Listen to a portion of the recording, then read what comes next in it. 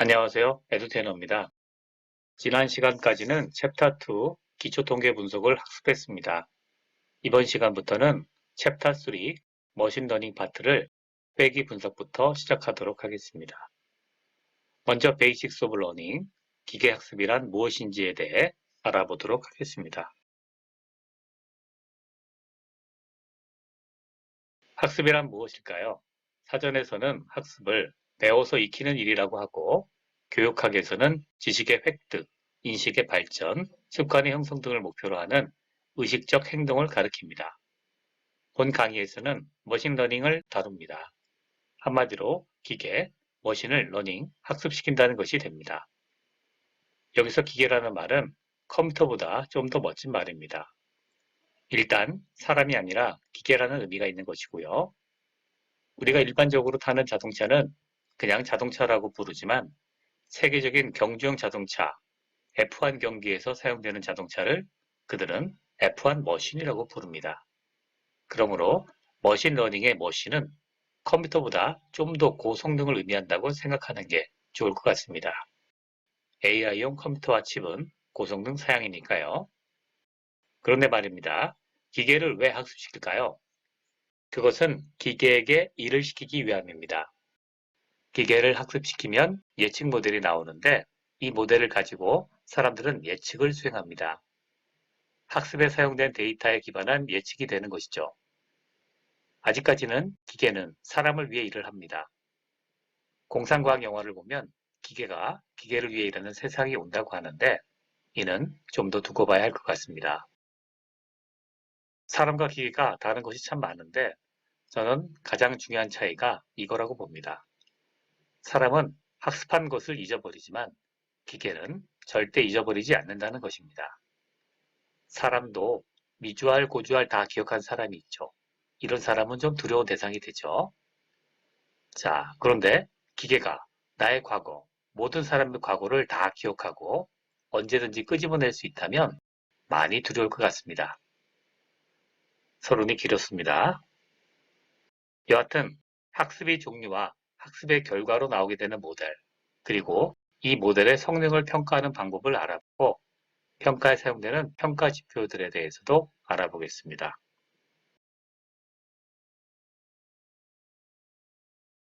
기계학습은 크게 두 가지로 분류됩니다. 이때 사용되는 분류의 기준은 바로 종속 변수를 사용하느냐, 즉 정답을 사용하느냐 여부입니다. 학습을 할 때 사용하는 데이터를 트레인 데이터, 즉 학습 데이터라고 하는데 이 학습 데이터에 종속 변수가 포함되는 경우가 지도학습이고 포함되지 않는 경우를 비지도학습이라고 합니다. 영어로는 supervised learning, unsupervised learning이 됩니다. 지도학습에는 클래시피케이션 분류 모델과 리그레션 회귀 모델이 있습니다. 분류 모델은 이거냐 저거냐를 구분하는 모델이고 정답과 비교하여 분류 오차를 최소화하는 모델을 형성합니다. 반면에 회귀 모델은 값을 예측하는 모델이고 정답과 비교를 하여 오차를 최소화하는 모델을 형성합니다. 비지도 학습에는 클러스터링 군집 모델이 있습니다. 군집 모델은 데이터들 간의 특성을 서로 간에 비교하여 유사한 데이터들끼리 군집을 형성하는 모델로 모델의 학습 과정에 종속 변수를 사용하지 않습니다. 참고로 지도학습도 비지도학습도 아닌 reinforced learning이라는 강화 학습도 있습니다. 이는 모델의 예측 결과에 대한 보상 점수를 가지고 모델을 형성하는데 인간의 시행착오학 학습 과정을 모방한 것이라고 합니다. 이서돌 구단과의 대국으로 유명해진 알파고에서 사용되었다고 합니다. 참고로 데이터 사이언스, 머신러닝 방법을 소개하겠습니다. 2019년에 조사한 바에 따르면 가장 많이 사용되는 방법은 회귀 분석, 군집화, 시각화, 의사결정 나무, 그리고 랜덤 포레스트였습니다. KD 너겟에 따르면 2019년 당시 가장 큰 중과는 딥러닝 기법이라고 했는데 최근에는 챗 GPT로 시작된 생성형 AI가 붐을 이루고 있습니다. 그런데 머신러닝이 딥러닝과 생성형 AI의 기초가 됩니다. 그러니만큼 먼저 머신러닝을 잘 알아둬야 함은 분명하겠습니다.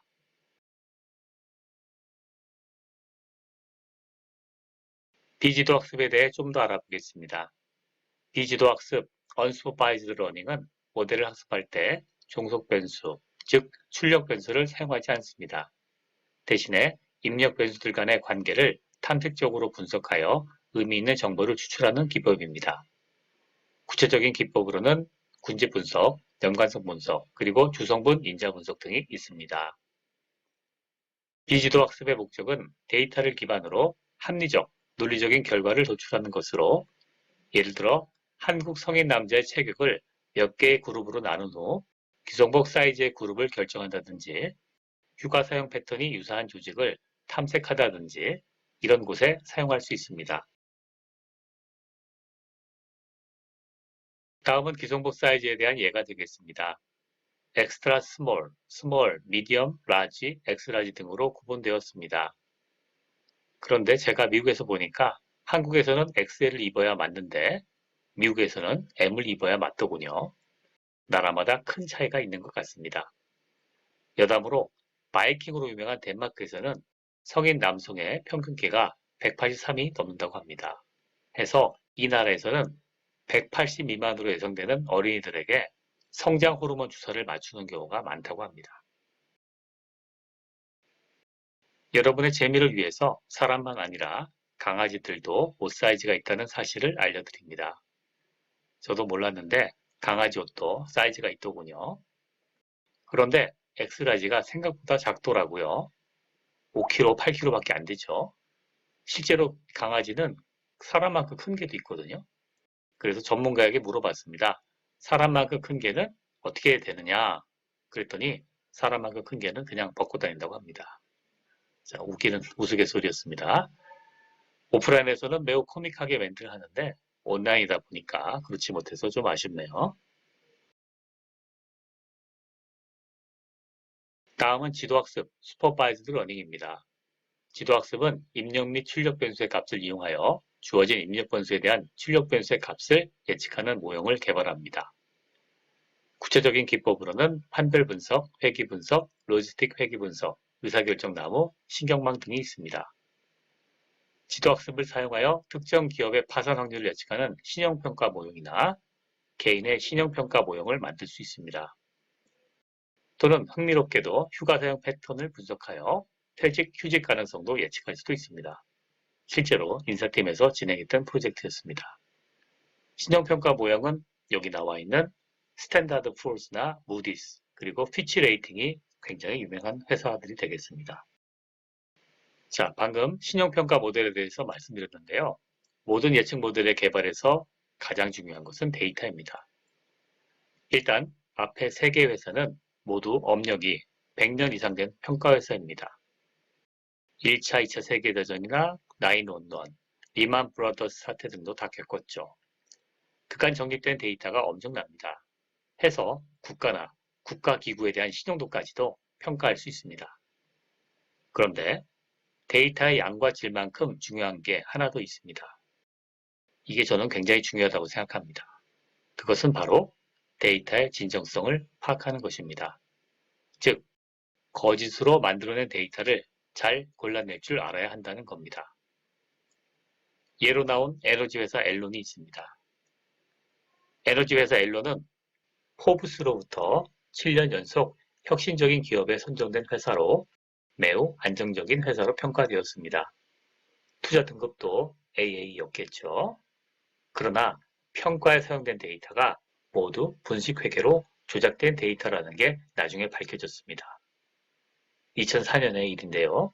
당시 경영자들은 지금도 수감되어 있고 이 회사로 인해 많은 투자자들이 피해를 입은 바가 있습니다. 그래서 우리가 모델을 만들 때 정밀한 모델을 만들려고 그거에만 집중하다 보면 이 데이터가 맞는 건지 또는 조작된 것인지 신경을 쓰지 않는 경우가 있습니다. 그래서 정밀한 모델을 만들 때 그럴수록 데이터의 진정성에 매우 주의해야 합니다. 다음은 모형의 평가에 대해서 알아보겠습니다. 모형을 평가하는 목적은 최적의 모형을 선택하기 위함입니다. 데이터를 사용하여 다양한 모델을 만들 수 있습니다.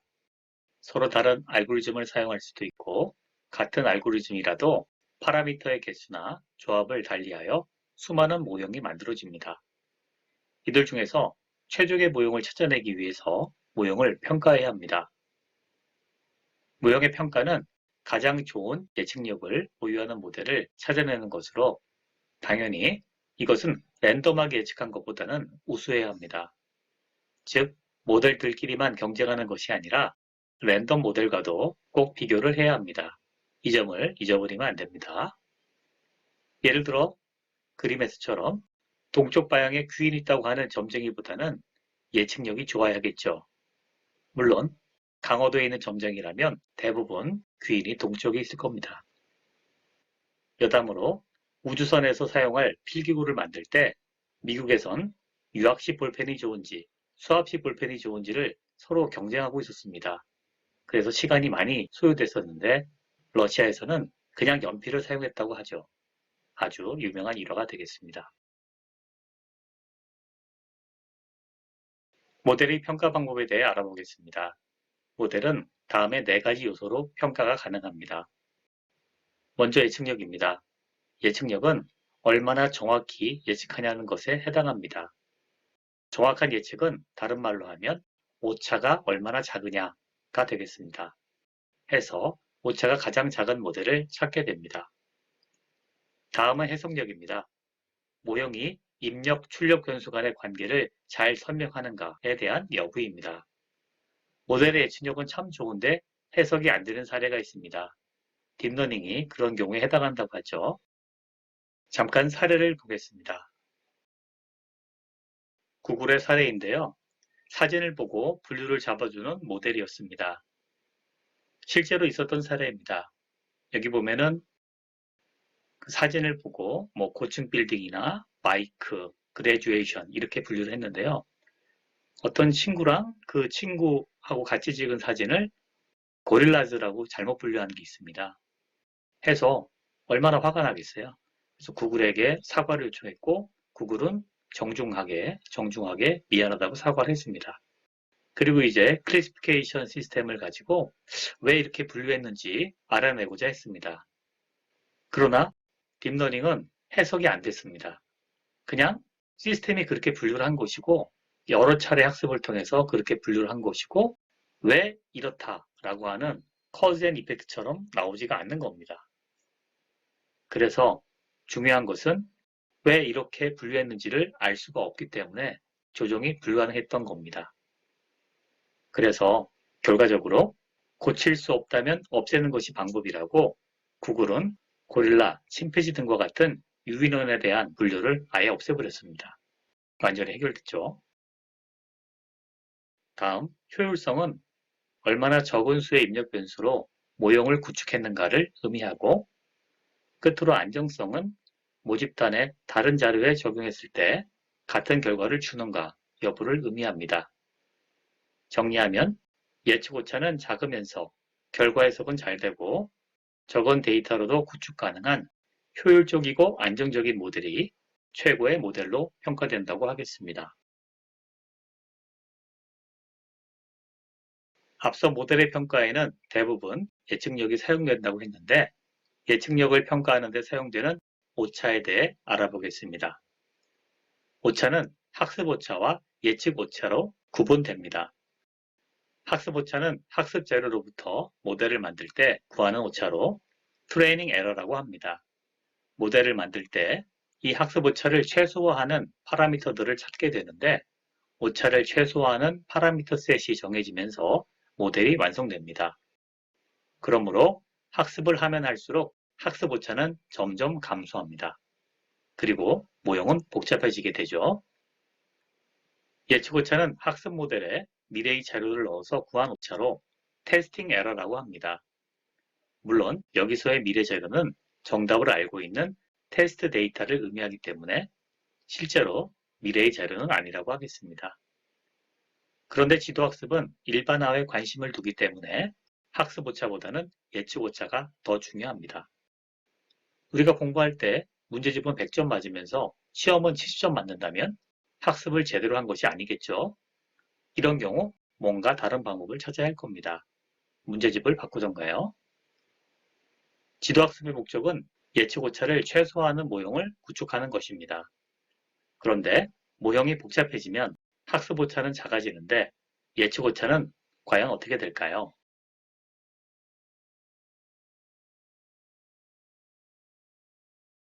참고로 입력 변수를 많이 사용할수록 모형이 복잡해지며 입력 변수와 출력 변수의 관계식이 비선형적일수록 모형이 복잡한 것이 됩니다. 한마디로 단순함의 반대가 복잡함이 되는 거죠. 그리고 모형이 복잡해지면 과접합, 오버피팅 문제가 발생할 수 있습니다. 과접합이란 무엇일까요? 과접합이란 과도하게 복잡한 모형을 사용하여 학습 오차를 매우 작게 만드는 경우 학습 오차는 작지만 예측 오차는 오히려 커지는 현상을 말합니다. 해서 적당한 순간에 학습을 멈춰야 합니다. 여기서 적당한 순간은 바로 예측 오차가 최소화되는 지점이 되는 거죠. 지도학습에서 학습 오차를 작게 하는 것이 항상 좋은 것은 아님을 명심해야 하겠습니다. 과조법의 예를 그래프로 표현한 것입니다. 수입과 나이를 기초로 한 신용도 평가의 사례인데요. 신용이 양호한 점들과 불량한 점들을 구분하는 모형입니다. 트레인셋이 주어졌고 오른쪽에 심플 모델로 이 둘을 분류하는 직선이 구해졌습니다. 얼추 구분을 잘한 것으로 보입니다. 그런데 위에 3개의 점과 아래쪽에 3개의 점의 구분이 틀렸습니다. 이것을 완벽하게 구분하는 모델을 만들기 위해서 계속 학습을 하고 모델을 만들어 보니까 왼쪽 아래에 So Complex 모델이 되어버렸습니다. 꾸불꾸불하죠? 자, 이런 모형으로 일반적인 테스트 데이터에 적용하면 구분이 잘 될까요? 이것은 트레이닝 셋에 특화된 모형이 되어버려서 일반적인 데이터에는 맞지가 않게 됩니다.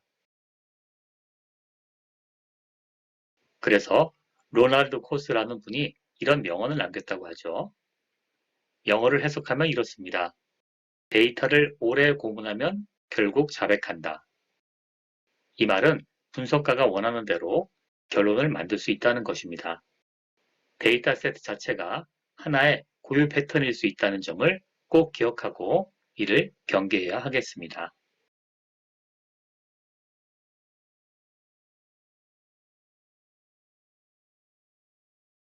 다음은 모형의 예측력을 평가하는 방법에 대해 알아보겠습니다. 예측력을 평가하는 방법으로는 데이터 분할 방법, 교차 확인 방법, 그리고 패널라이제이션 방법이 있습니다.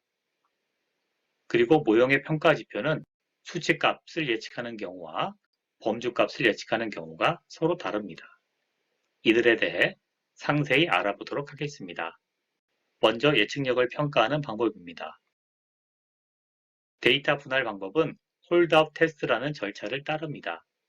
먼저 전체 자료를 훈련 자료, 트레이닝 데이터와 테스트 자료, 테스트 데이터로 랜덤하게 분할하고 여기서 훈련 자료, 트레이닝 셋만으로 모형을 만들어 전문용어로 적합시킨 후 이 적합된 모형을 테스트 자료에 적용하여 예측, 프리딕트 합니다.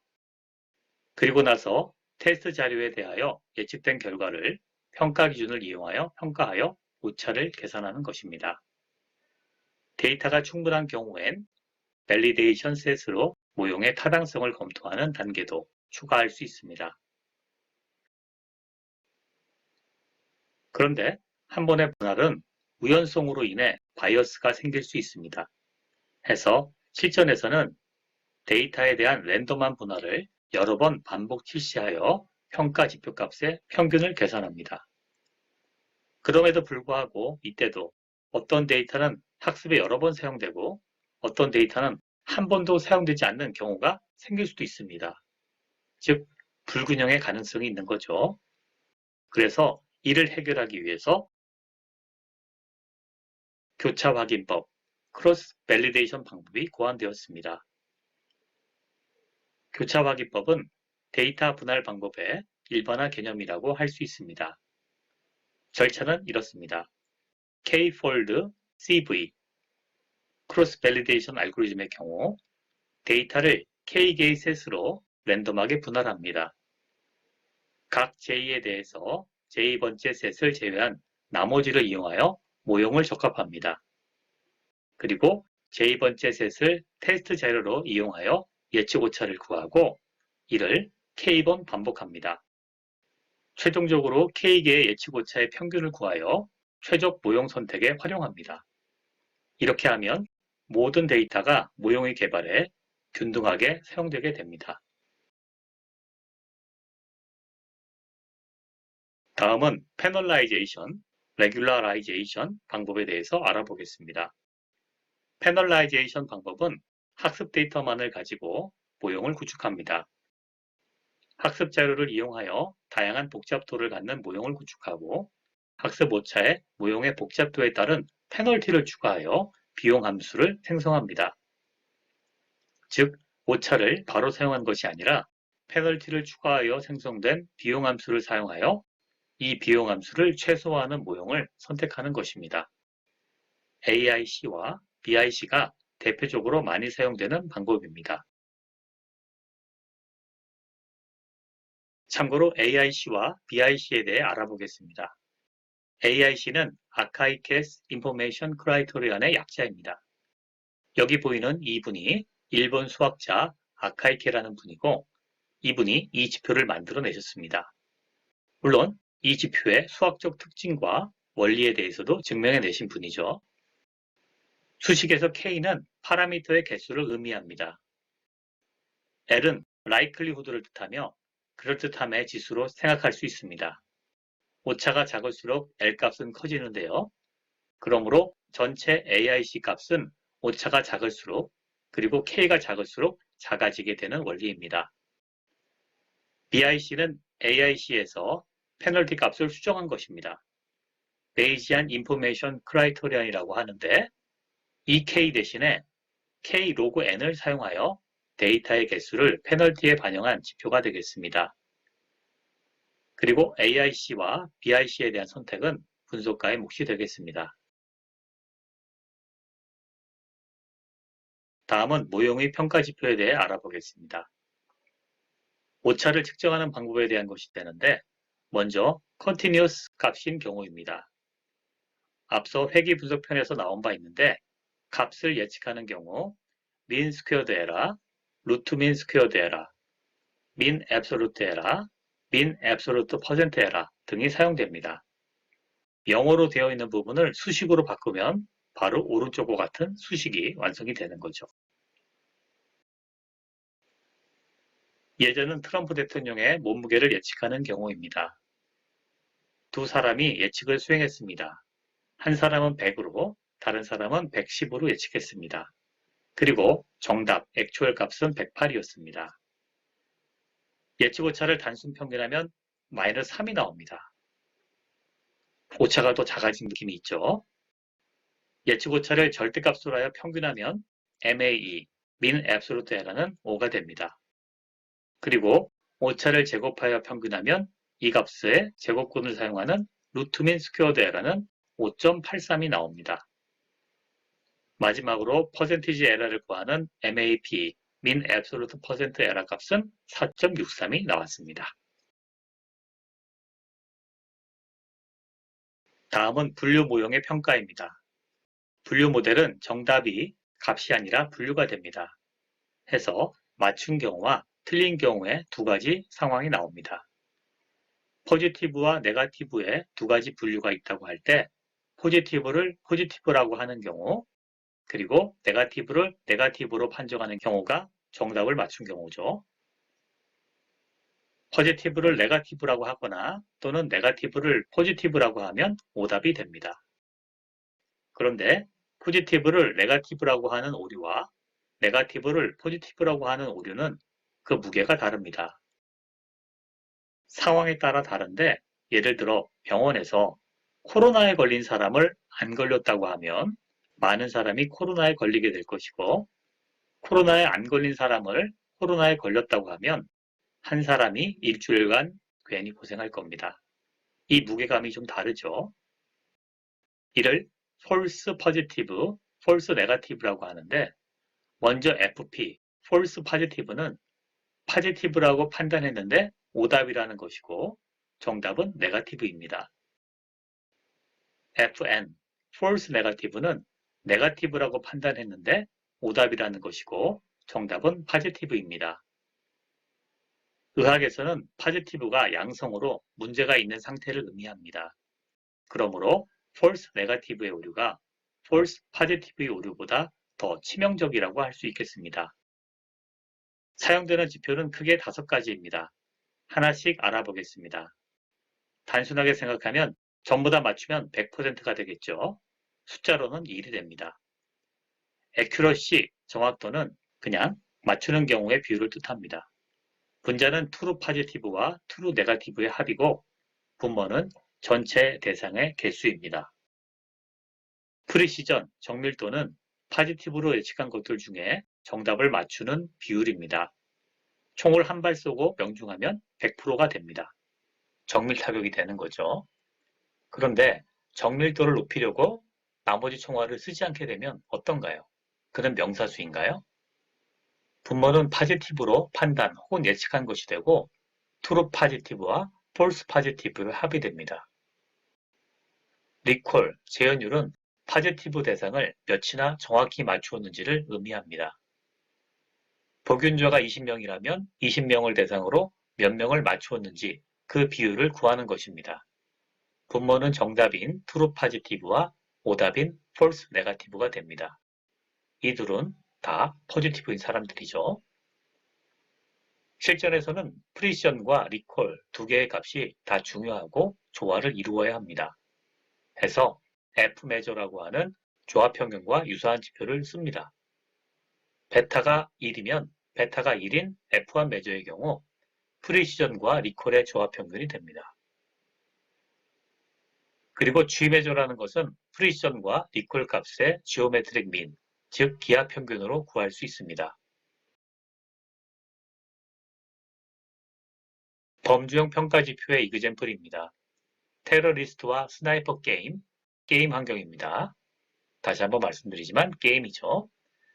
테러리스트 20명이 인질 80명을 붙잡고 있습니다. 도저히 협상이 되지 않는 상황에서 사용자는 스나이퍼, 저격수를 고용했습니다. 누굴 고용하는 게 좋을까요? 먼저 스나이퍼 1입니다.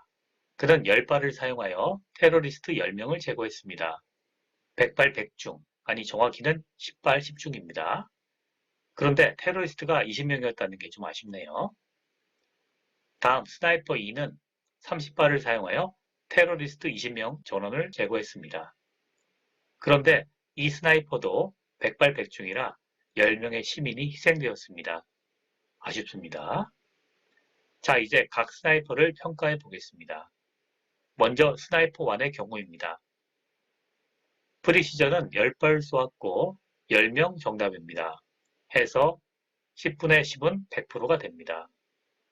그런데 리콜은 20명 대상 중에 10명만 제거했습니다. 해서 10 나누기 20 하면 0.5, 50%가 됩니다. 그리고 정확도 에큐러시는 100명 중에 범인 10명, 시민 80명을 맞춰서 90명을 맞춘 것이기 때문에 90%입니다.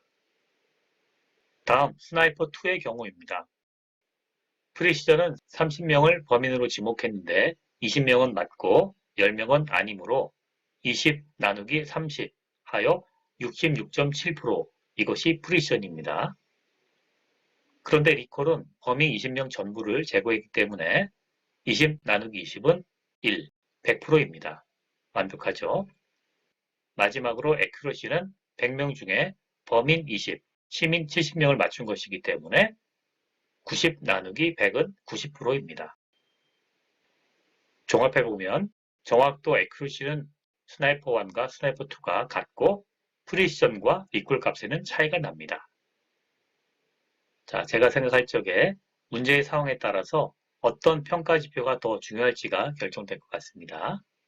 점을 제거하는 피부과라면 정밀도가 더 중요할 것 같습니다. 왜냐하면 나중에 또 하면 되니까요. 그런데 만약 흑색종 피부암을 제거하는 피부과 수술이라면 리콜 값이 더 중요할 것 같습니다. 수술 후에 재발하면 큰일 나니까요. 다음은 연속 문제입니다. 양계 농장에서는 두 사람의 감별사에 대해 다음과 같은 데이터를 얻었다고 합니다. 숙제로 한번 해보시기 바랍니다. O 분류에 대한 페널티가 없다고 하면 어떤 결과가 생길까 생각해 보시면 좋겠습니다. 답안은 옆에 적어져 있습니다. 이상 강의를 마칩니다. 감사합니다.